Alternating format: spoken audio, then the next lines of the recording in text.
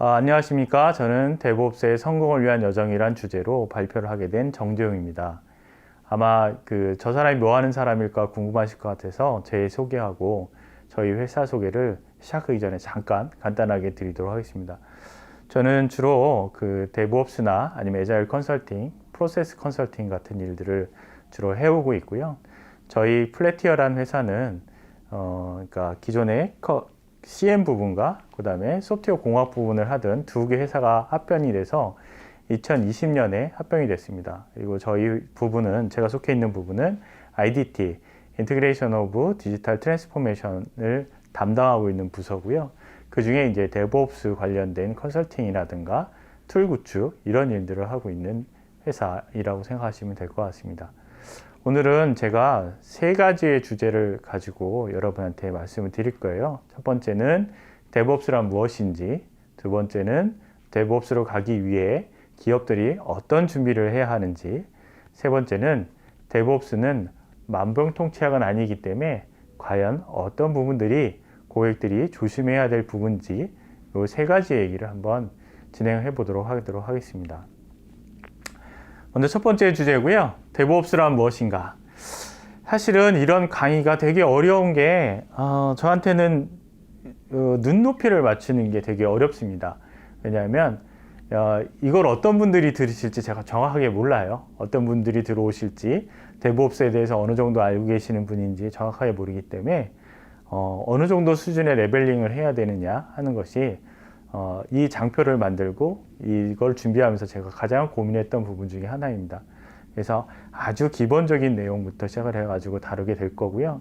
사실은 깊이 있는 내용을 짧은 시간 동안에 다루기는 쉽지 않기 때문에 그냥 어느 정도 수준에서 아주 개략적인 내용들 위주로 오늘은 말씀드리고요.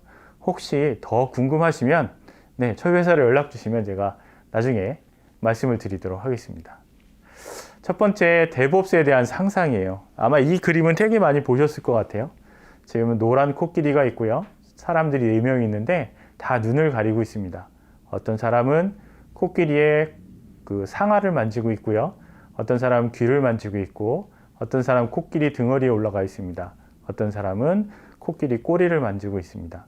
그리고 나서 자기들은 각각 자기가 처해 있는 상황에서 DevOps가 어떤 것이구나 하는 상상을 하고 있습니다. DevOps는 콜라보레이션이라고 생각하는 사람도 있고요.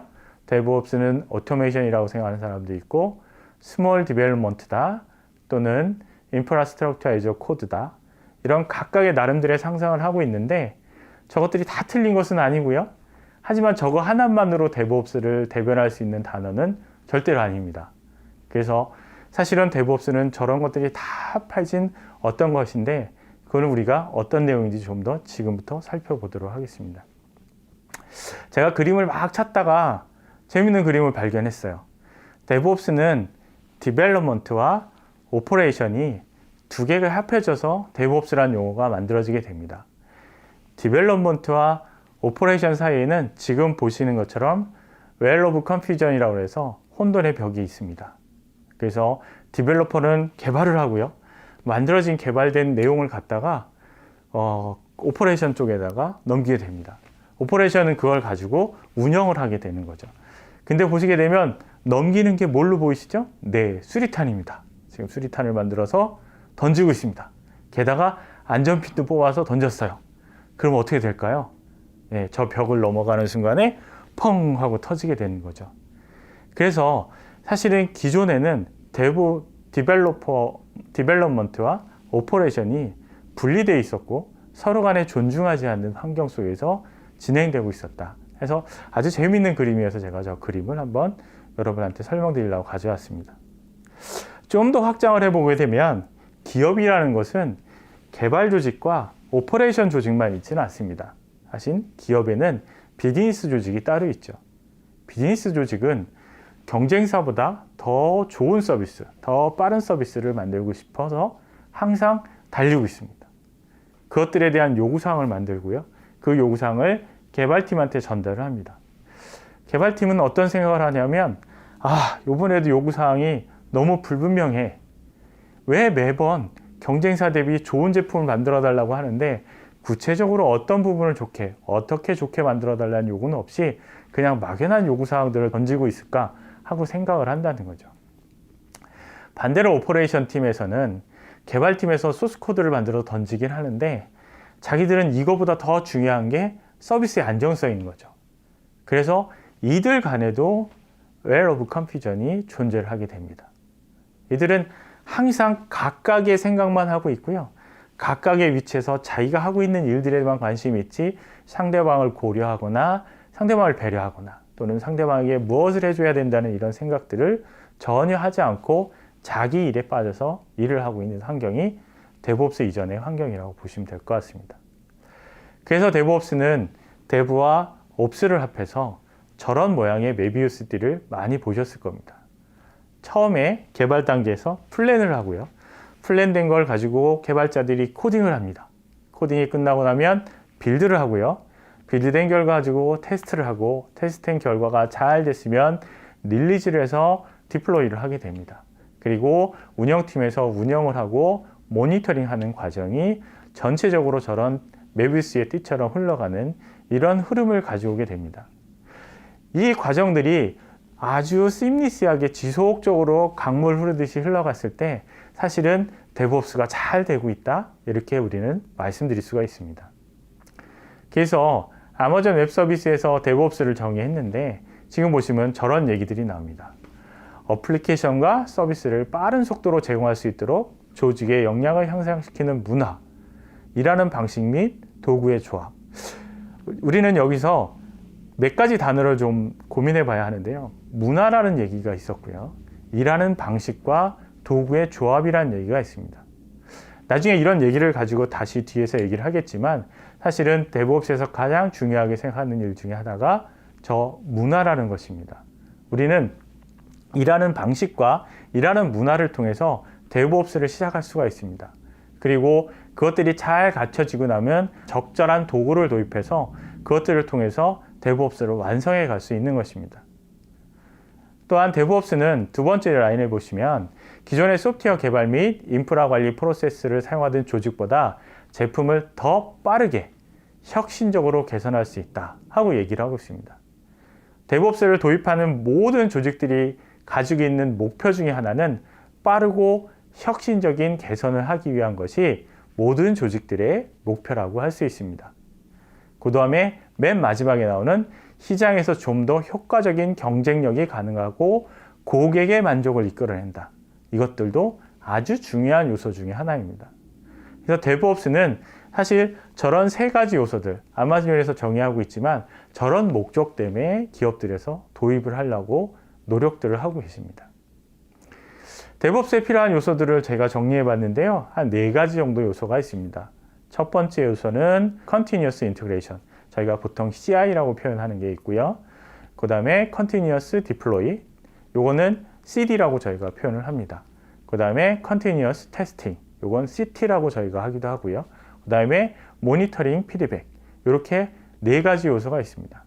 요 화면에 보셨던 요 부분에서 CI에 해당되는 부분은 빌드에 해당되는 영역이라고 보시면 될 것 같고요. CT에 해당되는 영역이 테스트에 대한 영역, 그 다음에 릴리즈나 디플로이에 해당되는 영역이 CD에 해당되는 영역입니다. 그 다음에 오퍼레이션하고 모니터링이 피드백하고 모니터링 해주는 영역이 조 영역입니다. 근데 그럼 퀘션이 하나 생기겠죠. 그럼 플랜과 코드는 어떻게 하는 거지? 왜냐하면 제가 아까 이 그림을 보면서 말씀드렸듯이 플랜부터 모니터링까지가 전체 물 흐르듯이 흘러가야 된다고 말씀을 드렸는데 그런 과정 중에서 다른 영역은 있지만 플랜과 코드에 대한 영역은 저 그림 속엔 없기 때문입니다. 어떻게든 간에 기업의 데브옵스는 비즈니스와 디벨롭먼트, 오퍼레이션 이 세 개 조직 간의 문제점 그리고 각각의 영역만 생각하는 이런 것들을 좀 더 계산해서 나가자는 방식이 데브옵스의 기업의 데브옵스라고 할 수 있습니다. 그래서 비즈니스와 소프트웨어 디벨롭 사이에는 에자일이라는 것으로 문제를 해결할 수 있고요. 그 다음에 소프트웨어 디벨롭과 오퍼레이션 간은 데브옵스라는 걸로 문제를 해결할 수가 있습니다. 결론적으로 이런 것들을 통하게 되면 비즈 데브옵스라는 걸 만들어낼 수가 있는 것입니다.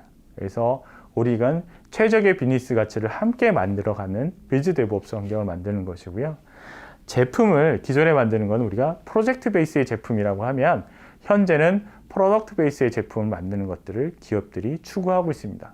그래서 근본적으로 지금 보시는 것처럼 점차 프로덕트 베이스의 비즈니스들이 만들어지고 그것들을 위해서 자생적으로 계속 자생력을 가지는 프로덕트화 돼가는 형태의 비즈 데브옵스가 만들어져야지만 되는 것이 모든 기업이 가져야 하는 데브옵스의 생각, 사상이라고 저는 생각하고 있습니다. 여기까지 이제 데브옵스에 대해서 제가 기본적인 얘기들을 말씀드렸고요. 그러면 기업은 데브옵스로 가기 위해서 어떤 준비들을 해야 하는 것인가에 대한 얘기를 지금부터 말씀드리도록 하겠습니다.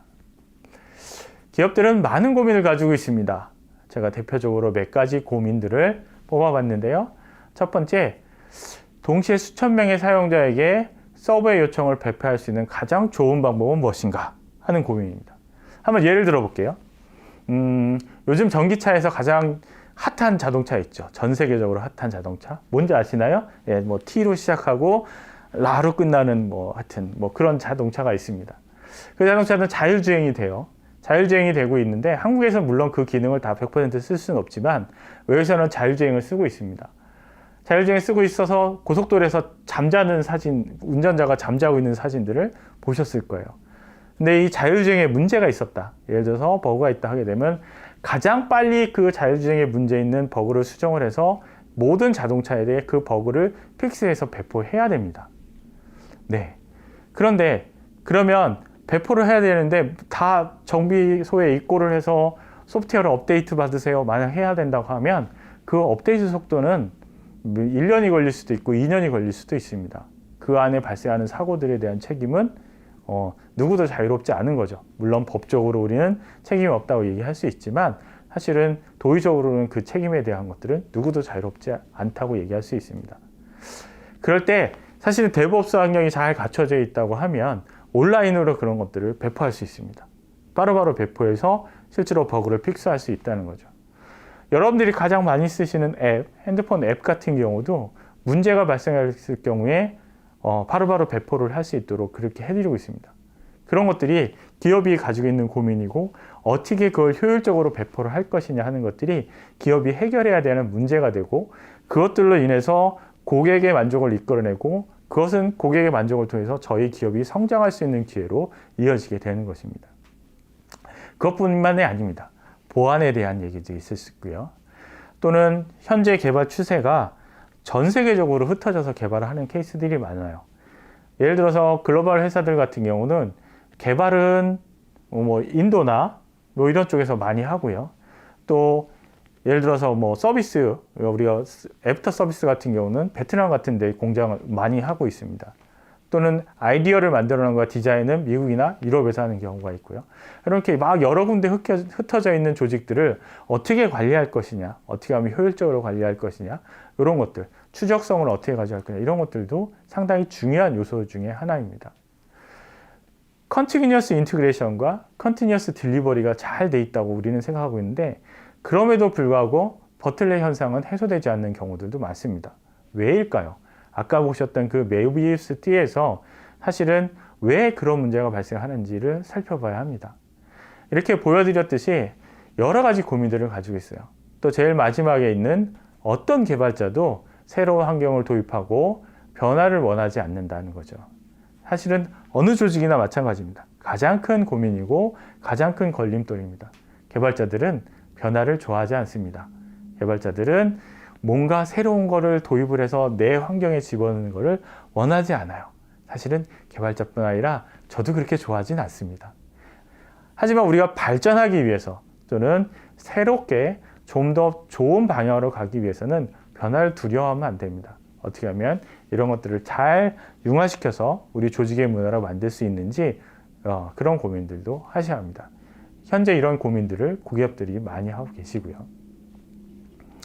워터폴과 애자일과 데브옵스 세 가지를 비교하게 되면 워터폴은 디자인, 코드, 테스트, 디플로이 이 네 개의 과정이 순차적으로 이루어지도록 되어 있습니다. 그래서 디자인이 되고, 디자인이 끝나면 코딩을 하고, 코딩이 끝나면 테스트를 하고, 테스트 끝나면 디플로이 하는 이런 과정들이 이루어지기 때문에 1년에 끼케야 한 번에서 4번 정도 릴리즈가 가능한 그런 개발 방식이었습니다. 쉽게 말해서 프로젝트를 4번 정도 할 수 있다는 얘기라고 생각하시면 돼요. 그렇기 때문에 엄청나게 많은 시간들이 소요가 되고, 그 과정들이 사실은 요즘같이 빨리 변화한 시대에 1년에 4번 릴리즈를 한다? 그럼 시대에 뒤처질 수밖에 없죠. 그래서 애자일이라는 방법론이 있고요. 애자일이라는 방법론은 좀 더 빠른 주기로 개발을 해서 디플로이하고 릴리즈하는 형식이 도입된다고 보시면 돼요. 그래서 보시게 되면 2주에서 보통 한 달 주기로 한 번의 릴리즈를 한 번의 그 스프린트를 돌게 되고요. 그 스프린트들이 모여져서 릴리즈 주기를 만들게 됩니다. 그래서 1년을 기준으로 하게 되면 뭐 6번에서 24번 정도 릴리즈가 가능하다. 뭐 이런 얘기를 하고 있고요. 그래서 애자일 방식은 사실은 워터폴보다는 훨씬 더 빠른 개발을 하고 적용할 수 있는 형태로 이루어지게 됩니다. 그 다음에 이제 데브옵스고요. 데브옵스는 50번 이상의 릴리즈, 그러니까 주 단위에 한 번씩 릴리즈가 가능한 환경을 만들어낼 수 있는 그런 환경이라고 보시면 됩니다. 저기도 보시게 되면 디자인과 코드와 테스트와 디플로이가 아주 빠른 주기로 반복해서 할 수 있도록 해주는 장점을 가지고 있습니다. 그래서 기업들이 상당히 혹하시는 거죠. 데브옵스를 도입하면 우리 조직이 정말 빨리 뭔가 만들어내고 뭔가 찍어낼 수 있겠구나 하는 막연한 환상을 가지시게 됩니다. 하지만 그거는 환상으로 끝날 수도 있습니다. 저를 하기 위해서는 더 많은 것들을 노력하고 우리가 변화해야 합니다. 그런 변화들은 사실은 쉽지만은 않습니다. 그런 쉽지 않은 과정들을 뼈를 깎는 노력과 고통을 가져야지만 성공하실 수가 있어요. 아까도 말씀드렸듯이 데브옵스 안에는 4가지의 중요한 요소가 있다고 제가 말씀드렸습니다. CI, CD, CT, 모니터링 앤 피드백이란 4가지 중요 요소가 있는데, 저 중요 요소 밑에는 저 중요한 요소들을 바치고 있는 것이 있습니다. 그것도 4가지를 제가 만들어 봤는데요. 첫 번째는 컬처, 그 다음에 스트래티지, 오가니제이션, 프로세스, 4가지 영역이 있습니다. 먼저 컬처의 영역에 대해서 한번 살펴볼게요. 컬처는 아까 기업이 하고 있는 고민의 맨 마지막에 해당하는 부분이 어느 개발자도 변화를 좋아하지 않아요 하는 고민에 대해서 얘기했는데, 사실은 저거는 컬처에 해당되는 부분입니다. 첫 번째로 데브옵스를 하려고 하는 조직에서 고민하셔야 되는 것은 컬래버레이션에 해당되는 부분입니다. 협업이 잘 돼야 해요. 비즈니스 조직과 디벨롭 조직, 오퍼레이션 조직이 가지고 있는 그 벽에 막혀서 사실은 커뮤니케이션이 안 되거나 협업이 안 되는 것이 아니라 한 자리에 모여서 어떻게 하면 더 잘할 수 있는지 방법을 지속적으로 고민하고 찾아가야 하는데, 그것의 첫 번째가 저 컬래버레이션에 해당되는 부분입니다. 컬래버레이션을 통해서 조직 간에 협업이 잘 되는 문화를 만들어줘야 합니다. 두 번째는 자기 조직적인 문화가 만들어져야 합니다. 저기 보시면 막 손을 들면서 제가 할게요, 제가 할게요 하는 이런 그림인데요. 어렵습니다. 내가 먼저 솔선수범하고 내가 먼저 하겠다고 나서서 하는 이런 문화가 만들어지는 것은 하루 이틀에 이루어지는 것은 절대로 아니라는 거죠. 이 문화를 만들기 위해서는 많은 시간이 필요하고 믿음과 신뢰가 필요합니다. 쉽게 말해서 위에 경영층에서는 밑에 실행하고 있는 실행층, 그러니까 밑에 직원들한테 자기가 할 수 있는 일들을 주고 스스로 할 수 있는 일을 찾아가고 그 일이 잘 돼가는 과정들을 지켜봐주는 노력이 필요하고요. 밑에 이제 직원들도 사실은 경영층에 대한 믿음과 신뢰가 있어야 되고, 내가 일한 만큼 보상받고 일한 만큼 인정받을 수 있다는 상호 간의 교류가 있어야지만 저런 조직 문화가 만들어질 수 있습니다. 저걸 하기 위해서는 제일 먼저 믿음과 신뢰가 이루어지고 그런 시간들이 충분히 가져짐으로써 서로 간에 그런 과정들이 있어야지만 자기 조직적이고 실제로 스스로 모든 일들을 찾아갈 수 있는 그런 형태가 이루어집니다. 과제에 대한 이해와 공유도 아주 중요한 부분 중에 하나입니다. 제가 얼마 전에 프로젝트를 하면서 외주 인력들을 쓴 적이 있어요. 왜냐하면 개발을 모두 다 내부 인력으로 하기 힘들어서 외주 인력들을 써서 개발을 한 적이 있습니다. 근데 그때 느낀 게 있어요. 뭐냐면, 나하고 좀 생각이 많이 다르구나. 나는 이런 것들을 만들고 싶어서 같이 고민을 하고 같이 그것들에 대해서 어떻게 할지, 어떤 방향으로 하면 더 좋을지 이런 고민을 같이 하고 싶었는데 그분들은 저하고는 좀 생각이 다르더라고요. 저한테 이렇게 말씀하시는 거예요. 만들어주세요. 뭘 만들고 싶은지 정확하게 그림을 그려주세요. 저희는 그러면 그걸 만들어 드릴게요. 버튼 위치 하나까지 고민해 주세요. 이렇게 얘기를 하더라고요. 저하고는 좀 안 맞았어요. 그래서 힘들었어요, 제가 개인적으로. 근데 사실은 컬래버레이션이 잘 되고 셀프 오가나이즈, 자기 조직적인 조직이라고 하면 과제에 대한 공유도 같이 이루어져야 된다는 거죠. 그래서 각각이 다른 모양의 것들을 상상하고 있는 것이 아니라 조직에 속해 있는, 그리고 함께 있는 모든 팀원들이 똑같은 그림을 상상하고 똑같은 목표를 가지고 나갈 수 있는 그런 형태로 만들어져야 합니다. 이것 역시도 많은 시간을 필요로 합니다. 그리고 기존에 가지고 있던 통제, 이런 것들도 다 제거가 돼야 합니다. 예를 들어서 휴가를 가려고 한다고 말을 하는데, 팀장님 저 집에 일이 있어서 휴가를 좀 다녀오겠습니다. 야, 내일 모레 오픈인데 무슨 휴가야? 지금 생각이 있니 없니? 이런 말 하나가 그 사람한테 상처가 된다는 거죠. 또 인재에 대한 밀도, 전문성이라든가 협업할 수 있는 환경들을 만들어줘야 될 것 같고요. 그 다음에 자기의 잘못을 투명하게 들어올 수 있는 솔직함도 아주 중요한 요소입니다. 잘못뿐 아니라 잘한 점, 잘못한 점이 모두 투명하게 드러나야지만 조직 간에 신뢰가 생겨날 수 있습니다. 이런 것들도 사실은 우리가 만들어야 될 문화 중에 가장 중요한 문화 요소라고 생각이 됩니다. 그래서 데브옵스를 하기 위해서 첫 번째 해야 될 것은 우리 조직의 문화를 아주 건전하게 만드는 것이 먼저 선행되어야 합니다. 다음은 프로세스입니다. 방법론을 만든다 하면은 모든 분들이 제일 먼저 생각하시는 게 프로세스예요. 우리가 잘 프로세스를 만들어 놓으면 이 방법론은 잘 만들어지겠구나, 방법론을 잘 따라갈 수 있겠구나 하는데요. 프로세스를 만드는 거 무지 중요합니다. 하지만 프로세스만이 방법론은 아니라는 거죠. 그래서 대부분의 잘하는 컨설턴트들은 사실은 프로세스를 만들기 전에 어떻게 우리가 앞으로 나가야 되는, 앞으로 나가자고 하는 방향에 대한 변화 관리도 중요하게 생각을 합니다.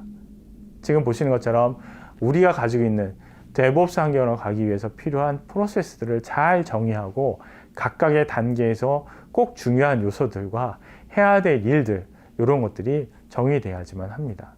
CI/CD 파이프라인, CT 파이프라인, 그 다음에 대시보드는 어떻게 만들어서 우리가 진행되고 있는 내용들을 다 보여지게 할 것인지, 개발자는 어떤 역할들을 하고 어느 단계에서 무슨 일을 해야 되는지, 관리자는 무슨 일을 해야 되는지, 이런 것들에 대한 전반적인 내용들이 프로세스상에 녹여져 있어야 하고요. 그 다음에 아키텍처도 프로세스상에서 녹여져 있으면 좋습니다. 그래서 우리가 가지고 있는 시스템적인 아키텍처라든가 이런 것들도 저 단계에서 같이 고민해 주셔야 합니다. 세 번째 요소는 스트래티지입니다. 가장 간과하시는 부분 중에 하나예요. 사실은 우리가 빌드를 자동화한다, 디플로이를 자동화한다 했을 경우에도 여러 가지 요소들이 고민돼야 되는데, 제가 샘플로 들어놓긴 했지만 브랜치 전략이라는 건 상당히 중요합니다. 형상 관리를 어떻게 할 것이냐. 예를 들어서 소스 관리를 하는, 형상 관리를 하는 툴은 여러 가지가 있습니다. Git도 있고 SVN도 있고, 저희가 가지고 있는 뱀브라든가 퍼포스 같은 솔루션도 있습니다. 여러 가지 솔루션들이 있는데 어떤 솔루션을 테이크해서 사용하겠느냐 중요한 게 아니라 그 안에서 어떤 전략을 가지고 운영을 하겠느냐 하는 것이 상당히 중요한 요소입니다.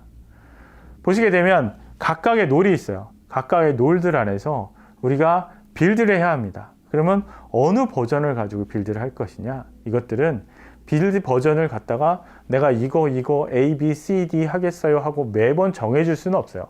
그렇게 일을 하게 되면 CI/CD 환경을 자동화시킬 수가 없습니다. 그래서 지금 보시는 것처럼 브랜치 전략을 잘 세워야 합니다. 개발자가 개발을 하기 위해서 체크아웃을 하고요. 브랜치를 만들고 개발이 끝나고 나면 커밋을 한다.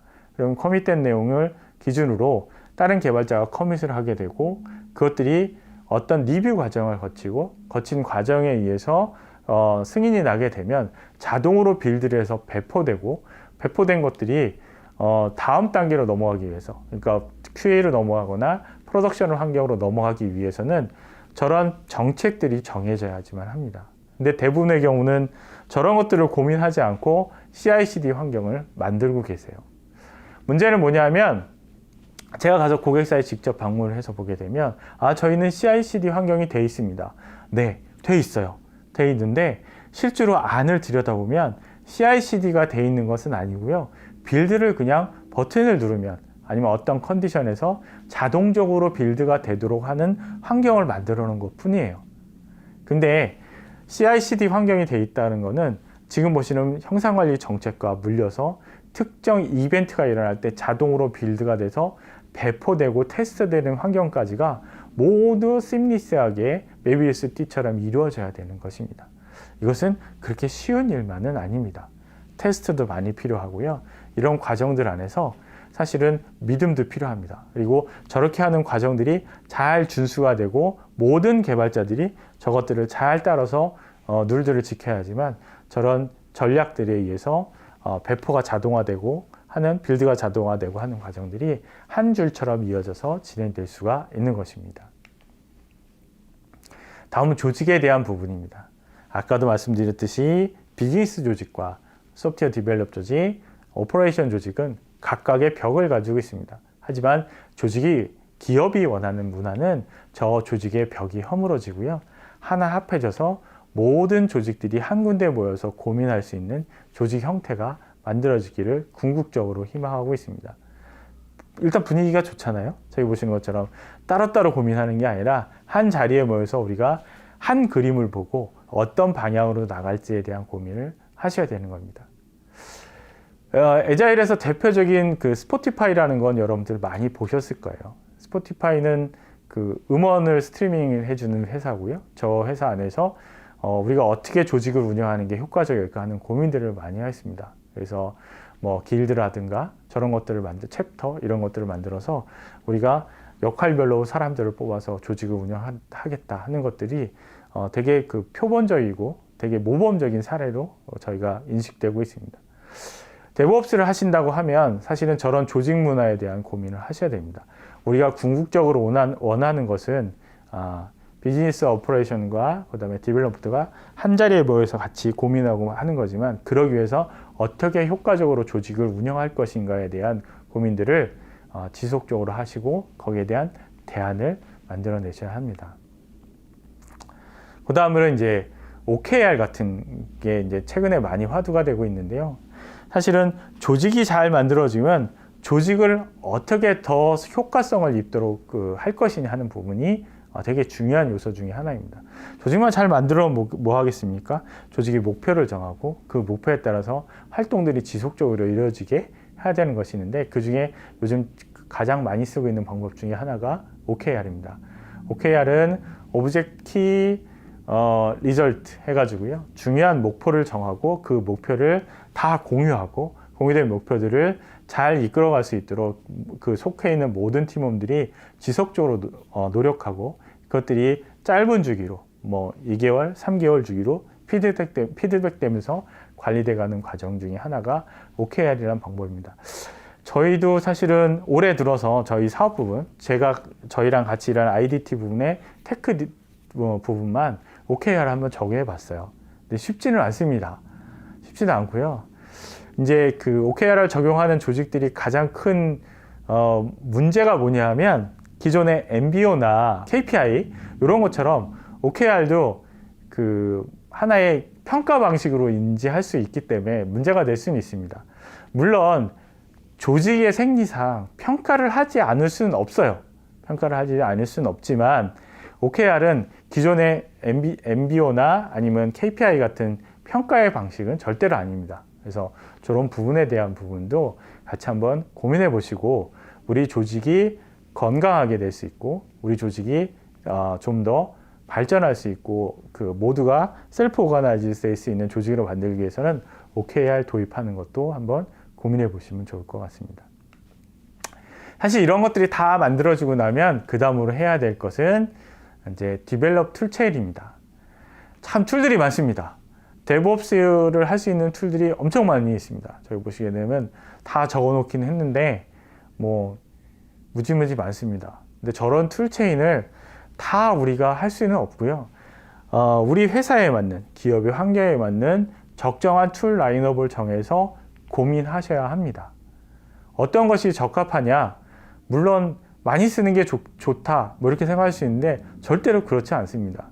나에게 가장 맞는 옷은 사실은 내가 정해야 하고, 뭐 테스트를 해보시든 아니면 실제로 적용을 해보시든 그런 과정들을 통해서 제가 그 가장 적절한 것을 선택하는 과정이 필요합니다.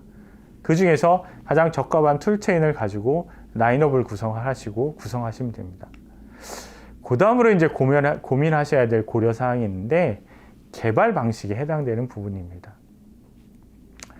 앞에 그림에서 그 플랜하고 디벨롭하는 부분에 대해서는 데브옵스에서 뭘 해야 되죠? 하는 부분이 있었습니다.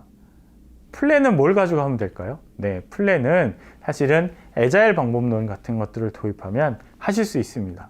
애자일로 우리가 짧은 주기로 플랜해서 실제로 개발해가는 방식으로 할 수 있고요.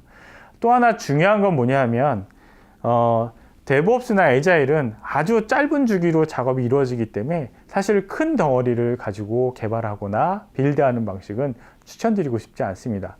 가장 좋은 방법 중에 하나가 저렇게 MSA 아키텍처로 설계를 하시는 게 가장 좋습니다. 아주 작은 덩어리를 설계를 하고 그 덩어리 하나가 다른 곳에 영향을 미치지 않게 설계하는 방식을 하는 것이 가장 적절한 설계 방식입니다. 그래서 기존의 모노리틱 설계 방식이 아니라 마이크로 서비스 아키텍처 방식으로 설계를 하시면 데브옵스를 가시는데 훨씬 더 유리하실 수 있습니다. 그런데 기존에 하시던 일을 MSA 방식으로 설계를 바꾼다? 쉽지 않은 일이죠. 엄청나게 시간과 비용, 그 다음에 사실은 노력들이 필요합니다. 개발자들의 가장 큰 반발을 일으키는 부분이 저 부분이기도 합니다. 그래서 리스크도 있고요. 그 다음에 개발자들의 반발도 있고, 잘 돌아가는 서비스를 저렇게 바꿔서 잘 될 수 있을까? 뭐 여러 가지 우리가 퀘션들을 가지고 있지만, 사실은 데브옵스를 완성하기 위해서 첫 번째 시작의 단추에 해당되는 부분이 저 데브옵스에 대한 MSA 아키텍처로 바꾸는 것도 하셔야 합니다. 두 번째는 TDD 환경을 적용하셔야 됩니다. 데브옵스를 하는 것 중에 그 가장 큰 베네핏 중에 뭐가 있냐면 Shift Left라는 얘기가 있습니다. 기존에는 개발하고 테스트하고는 과정들이 긴 라이프 사이클을 가졌기 때문에 개발이 다 끝나고 나서 테스트를 해야 돼서 전체 6개월짜리 프로젝트라고 하면 5개월이 지난 다음부터 테스트를 수행하고 했던 이런 라이프 사이클을 가질 수밖에 없었는데, 요 주기를 짧게 가지고 함으로써 우리가 가질 수 있는 장점은 테스트할 수 있는 시간을 더 자주 가질 수 있다고 생각하시면 됩니다. 그래서 짧은 주기로 개발이 이루어지고 짧은 주기로 테스트가 이루어지고 그것들이 반복적으로 배포가 됨으로써 실제로 제품의 퀄리티를 더 높여갈 수 있다고 하시는데, 그러기 위해선 저 TDD라는 개발 방법도 도입을 하시는 게 중요합니다. 이 역시도 쉽지는 않습니다. 우리가 지금까지 테스트하던 방식, 우리가 지금까지 개발하던 방식은 테스트를 고려하면서 개발을 했던 것이 아니라 그냥 제품을 만들어내기 위해서 개발을 했습니다. 근데 TDD는 테스트를 고려하면서 개발하는 방식으로 개발의 형태를 바꾸셔야 합니다. 그래서 개발자들도 저런 부분에 대한 고민을 하셔야 되고, 조직적으로도 저런 환경들을 만들어 주셔야 합니다. 그 다음에 이제 하드웨어에 대한 고민이에요. 데브옵스가 된다. 우리가 CI가 됐습니다. CI가 되고 디플로이를 해야 되는 상황입니다. 근데 지금 우리가 새로운 서비스를 런칭을 하려고 해서 모든 준비가 됐어요. 자, 우리 준비가 됐으니까 서버를 준비해 주세요 했더니 저희가 서버가 캐파빌리티가 부족해서요. 서버를 증설을 해야 되겠습니다. 근데 서버를 증설하려고 하니까 발주를 내고 서버가 들어와서 환경 세팅하려고 하는데 한 달에서 2달 정도 걸릴 것 같습니다. 이미 늦은 거죠. 이미 늦었습니다. 그러면 이제 막 성질 급하신 분은 화를 내죠. 서비스가 내일 모레인데 뭐 하고 있다 이제 그런 얘기를 하는 거야? 막 이렇게 얘기하실 수 있습니다. 사실은 그런 것들을 막기 위해서는 우리가 그러니까 가상화 환경을 도입한다든가 클라우드 환경을 도입하는 등의 하드웨어적인 환경들을 고민하셔야 됩니다. 그래서 서버의 용량이 부족하거나 서버를 증설을 해야 되거나 했을 경우에 바로 프로비저닝 할 수 있는 환경들이 만들어져야지만 데브옵성을 만들 수 있습니다. 기존의 방식들은 사실은 프로비저닝을 하는 데 있어서 서버에 물리적으로 서버를 만들어내는 것으로 끝났습니다. 하지만 지금은 물리적으로 서버를 만드는 데서 끝나는 것이 아니고요. 무엇이 되냐면 프로비저닝을 하면서 서버 안에 있는 WAS라든가 DB 환경, 그 다음에 기본적으로 필요한 모든 환경들이 CD 환경이 이루어지면서 자동적으로 같이 생성되게 할 수 있습니다. 대표적으로 뭐 잘 아시겠지만 도커나 이런 기반을 만들어지게 되면 그런 환경들을 자동으로 만들어낼 수 있습니다. 그래서 하드웨어적인 고려도 필요합니다. 제가 앞에 설명을 잠깐 안 드리긴 했는데 테스트 부분에서도 상당히 중요합니다. CI/CD가 잘 되고 있는 회사들을 가보게 되면 비어있는 홀이 하나 있습니다. 어떤 홀이 있냐면 테스트예요. 무슨 소리냐면 개발자들이 개발을 막 합니다. 빌드는 자동으로 돼요. 그리고 디플로이를 해가지고 스테이징 서버에 갖다 놨습니다. 테스트를 해야 돼요. 근데 누가 해요? 사람이 합니다. 그래서 QA 조직이 아무리 많이 모여 있다고 해도 이 테스트를 뭐 이 사람이 할 수 있는 한계가 있기 때문에 하루에 10명의 개발자가 개발한다? 한 명이 QA가 그 10명이 개발한 개발자들의 개발한 내용들을 하루에 테스트하기가 힘든 상황이 된다는 거죠. 그래서 테스트하는 것들이 막 쌓여 있습니다. 거기서 바틀럭이 걸리게 된다는 거죠. CT 환경도 그래서 고민을 하셔야 됩니다. 어떻게 하면 이 테스트 환경들을 잘 자동화시킬 수 있는지에 대한 고민도 같이 해주셔야 합니다. 단순히 CT 환경이라는 게 코드 인스펙션을 하는 걸 의미하는 건 아닙니다. 펑셔널 테스트, 기능적으로 이것들이 잘 작동하고 있는지에 대한 것들을 테스트하는 부분도 같이 고민하셔야 됩니다. 그래서 그런 환경들이 잘 만들어져야지만 개발부터 시작을 해서 실제로 디플로이 돼가지고 모니터링하는 모든 환경들이 시미리스하게 돌아갈 수 있는 환경이 만들어진다. 이렇게 생각하시면 될 것 같습니다. 지금까지 제가 이런 설명들을 드렸는데요. 데브옵스를 진짜 그러면 어떻게 가야 되냐. 지금 제가 설명드린 이런 내용들을 한번 마지막으로 정리해 보도록 하겠습니다. 첫 번째는 도입 단계에서는 문화를 만드셔야 합니다. 데브옵스의 필요성을 인식하고요. 애자일로 일하는 문화, 서로 존중하고 자발적이고 수평적인 문화를 만드는 게 가장 먼저 이루어져야 합니다. 필요성이 인식되지 않으면 아무리 좋은 것도 사실은 잘 적용돼서 조직의 문화로 형성되기 힘듭니다. 두 번째는 전략을 수립하셔야 됩니다. 브랜치 전체, 그 다음에 MSA로 개발하는 방법, CI/CD 파이프라인을 어떻게 가져갈 것인지, 클라우드나 가상화 환경은 어떻게 우리가 운영할 것인지에 대한 전략적인 내용들이 잘 설계가 돼야 합니다. 세 번째 단계, 구축 단계에 가면 거기에 맞는 적절한 툴 체인들이 구성이 돼야 합니다. 뭐 좋다고 하는 툴을 갖다 놓는다고 해서 모든 문제가 해결되지는 않지 않습니까? 우리가 아무리 좋은 툴이라고 해도 사용법을 모르게 되면 그 툴은 저한테 별 의미가 없는 툴입니다. 네. 그래서 우리 환경에 가장 적절한 툴을 어떻게 구성을 해서 관리할 것인지, 그리고 클라우드나 가상화 환경은 어떤 구성을 가지고 갈 것인지, 모니터링 가지고 피드백하고 오케스트레이션 하는 환경은 어떻게 가져가는 게 좋을지, 이런 것들이 잘 고민돼서 실제로 구축이 돼야 됩니다. 그리고 나서는 조그만 프로젝트를 가상화 환경으로 파일럿으로 운영해 보겠죠. 운영해 보고 나오는 것들을 다시 피드백하면서 부족한 부분, 개선해야 될 부분들을 개선을 하고 마지막 단계로는 전사 확산하는 단계로 가져가시면 될 것 같습니다.